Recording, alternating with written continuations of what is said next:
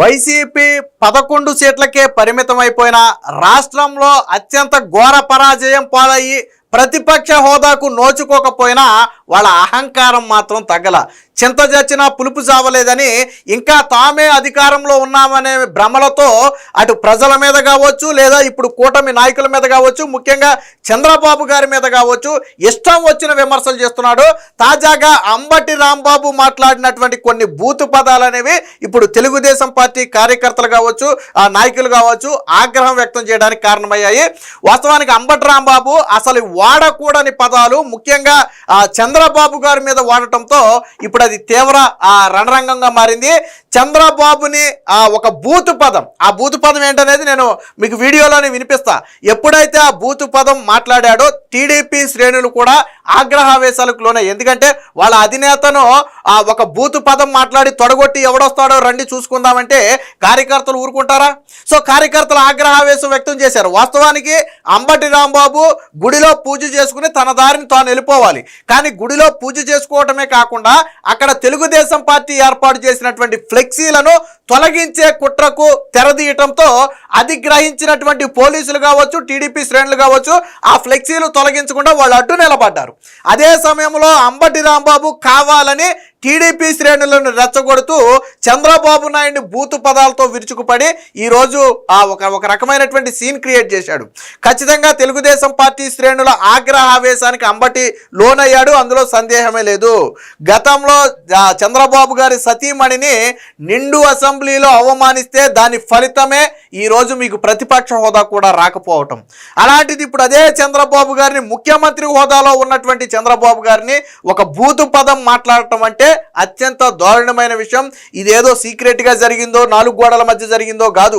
ఓపెన్గా ప్రెస్తో మాట్లాడుతూ బయటకు వచ్చి చంద్రబాబుని బూతులు తిట్టి ఎవడొస్తాడో రండి నేను చూసుకుంటానని చెప్పి ఒక రకమైనటువంటి బెదిరింపులకు దిగాడు.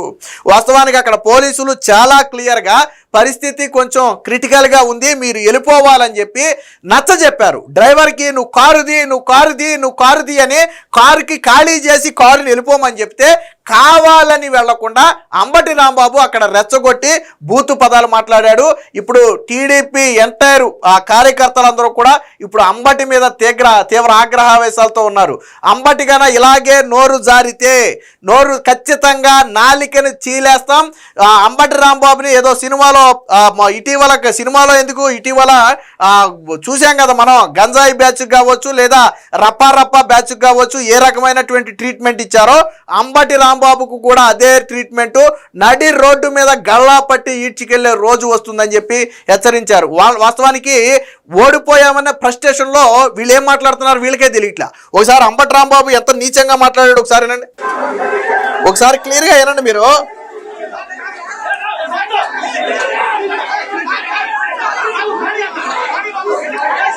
అక్కడ పోలీసులు ఎంత హుందాగా పానే బాబు అని కారుని చెబుతున్నారు. కారుకి జనాన్ని మొత్తాన్ని క్లియర్ చేశారు. కానీ అంబటి రాంబాబు కిటికీల నుంచి బయటకు వచ్చి, అద్దంలో నుంచి బయటకు వచ్చి ఎంతో దారుణంగా మాట్లాడాడు ఒకసారినండి.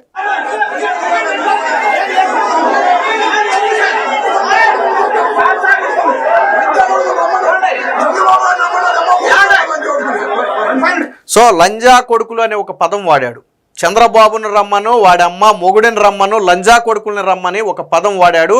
ఇప్పుడు ఈ పదమే తీవ్ర వివాదం రాజుకుంది. ఒక రకంగా మాజీ మంత్రి అయి ఉండి రాజకీయాల్లో ఇది ఉండి ఇప్పుడు మళ్ళీ రేపొద్దున నేనే ఎమ్మెల్యే క్యాండిడేట్గా సత్తెనపల్లికి చెప్పుకునేటువంటి ఒక వ్యక్తి ఇంత నీచంగా అమ్మనా బూతులు మాట్లాడుతున్నాడంటే ఈ వైసీపీ పార్టీని బూతు పార్టీ అని ఎందుకు అన్నారంటే ఇందుకే అన్నారు. కొడాలి నాని దిగదూరిపోయానేమో అంబటి రాంబాబు ముందు, కొడాలి నాని దిగదూడిపోయాము ఆ బూతుల ముందు. ఎంత నీచమైన బూతులు మాట్లాడాడండి. ఒకసారి వాస్తవానికి వెళ్ళిపోవచ్చు, అర్థం వేసుకుని అంబటి రాంబాబు కారు తీసుకుని వెళ్ళిపోవచ్చు. పోలీసులు దారి క్లియర్ చేశారు, డ్రైవర్ని కారు తీయమని చెప్తున్నారు. కానీ అద్దం తీసి బయటకు వచ్చి ఎంత నీచంగా మాట్లాడాడు ఒకసారి. అంటే ఇది రెచ్చగొట్టడం కాదా ఇది టీడీపీని అంటే సాధారణంగా జగన్మోహన్ రెడ్డి పార్టీలో ఏంటంటే చంద్రబాబు మీద బూతులు మాట్లాడినా, చంద్రబాబు ఇంటి మీద దాడులు చేసినా వాళ్ళకు ప్రమోషన్లు ఇస్తాడు. మరి అలా ప్రమోషన్ ఏమైనా కోరుకుంటున్నాడేమో నాకు తెలియదు. మరి జగన్మోహన్ రెడ్డి దృష్టిలో మెరుగవటం కోసం, జగన్మోహన్ రెడ్డి మెప్పు పొందడం కోసం ఏమన్నా ఇంత నీచానికి ఒడిగట్టాడేమో అర్థం కావట్లా. ఎంత నీచమైన మాటలు మాట్లాడాడు ఒకసారి చూడండి.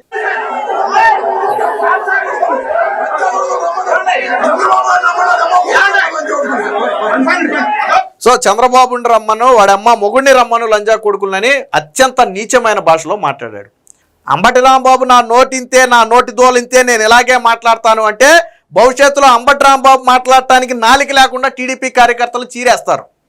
రప్పా రప్పా బ్యాచ్ని ఎలా అయితే గుడ్డలోడ తీసి నడి రోడ్డు మీద తీసుకెళ్లారో అలా అంబటి రాంబాబుని కూడా గుడ్డలోడ తీసి నడి రోడ్డు మీద కొట్టుకుంటూ ఈడ్చికెళ్లే పరిస్థితి అంబటి రాంబాబే తెచ్చుకుంటున్నాడు. రాజకీయాలను రాజకీయాల్లాగైనా చూడాలి. నువ్వు ఏం మాట్లాడావు? చంద్రబాబును లంజా కొడుకులని మాట్లాడతావు. నువ్వు ఎవడొస్తాడో రండి చూసుకుందామని మాట్లాడతావా? మరి రేపొద్దున తెలుగుదేశం పార్టీ కార్యకర్తలు నీ ఇంటి దగ్గరికి వస్తారు. నువ్వు ఒక పోలీసుని పిలవకుండా నువ్వు నిలబడు. నీ ఇంట్లో నువ్వు ఎలా నిలబడతావో నిలబడు, లేదా నువ్వు బయటకు వచ్చి ఎలా తిరుగుతావో తిరుగు, రాష్ట్రంలో ఎక్కడ తిరుగుతావో తిరుగు. తిరగలదువా నువ్వు? ఈ మాటలు మాట్లాడి చంద్రబాబుని అమ్మనా బూతులు మాట్లాడి నువ్వు రాష్ట్రంలో తిరగలదువా? నీ ఇంట్లో నువ్వు పడుకోగలదువా? తెలుగుదేశం పార్టీ కార్యకర్తలకు కొనసాగ చేస్తే నువ్వు రాష్ట్రంలో నిలబడగలదువా ఎక్కడైనా? ఎంత నీచం! గతంలోనేమో భువనేశ్వర్ గారిని అవమానించారా, నిన్నేమో బీసీ మంత్రిని జగన్మోహన్ రెడ్డి వాడు వీడు అని ఆ మంత్రిని సంబోధిస్తాడా సుభాషిని. ఈ రోజు చంద్రబాబునేమో లంజా కొడుకులని మాట్లాడతావా నువ్వు? ఇది మీ పార్టీయా? బూతులో ఏమన్నా నడుపుతున్నారా? సంస్థ ఏమన్నా నడుపుతున్నారా? బూతులు నేర్పే సంస్థ అయితే కామాంధులు లేదా బూతులు మాట్లాడేవాళ్ళు పార్టీ నిండా వాళ్ళే. అంబటి రాంబాబుకు మళ్ళీ చెప్తున్నాం, అంబటి రాంబాబు గన ఇదే ధోరణి మారకపోతే, ఇప్పుడు చంద్రబాబు నాయుడు మీద మాట్లాడిన మాటకు బహిరంగ క్షమాపణ చెప్పకపోతే భవిష్యత్తులో మాట్లాడటానికి నాలుగు ఉండదు. ఖచ్చితంగా కార్యకర్తలు చీరేస్తారు. అలాగే నడి రోడ్డు మీద కొట్టుకుంటూ ఈడ్చికెళ్లే పరిస్థితి అంబటి రాంబాబు తెచ్చుకుంటాడు. రాష్ట్రంలో ఎక్కడా కూడా అంబటి రాంబాబు కనపడకుండా చేసే బాధ్యత తెలుగుదేశం పార్టీ కార్యకర్తలు తీసుకుంటారు. అంబటి రాంబాబు బహిరంగ క్షమాపణ చెప్పాల్సిందే.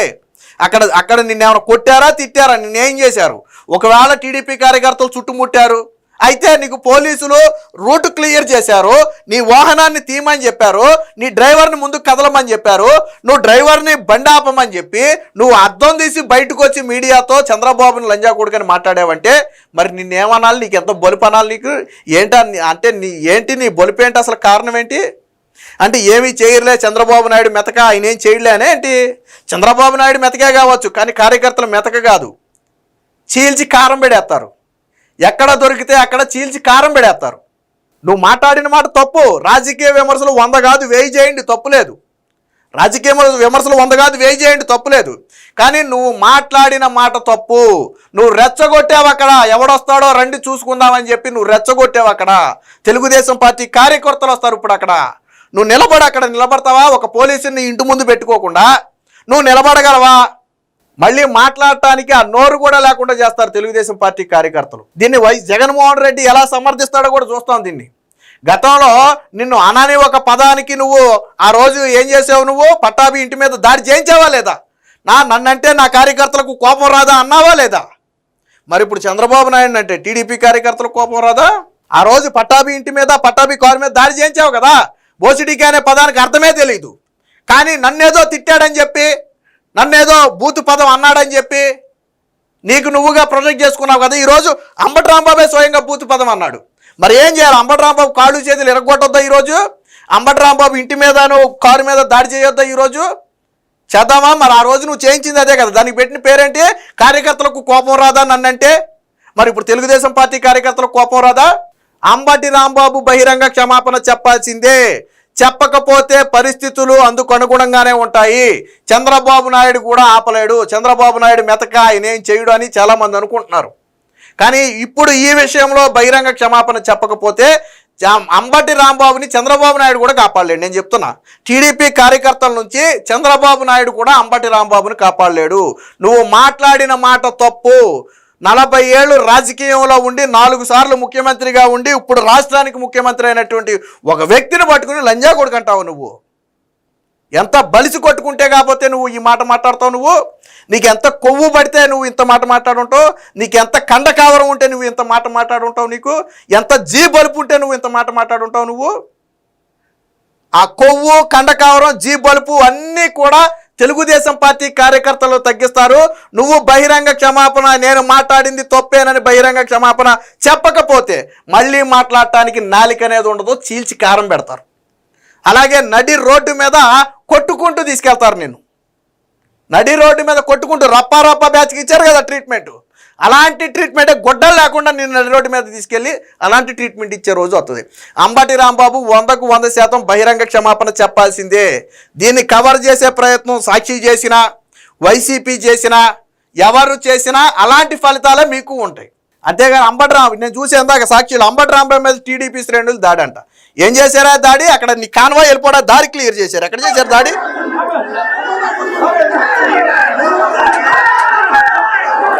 అక్కడ కాన్వాయ్ వెళ్ళిపోవడానికి దారి క్లియర్ చేశారు. అక్కడ పోలీసులు మొత్తం చూడండి, అక్కడ దారి మొత్తం క్లియర్ చేశారు.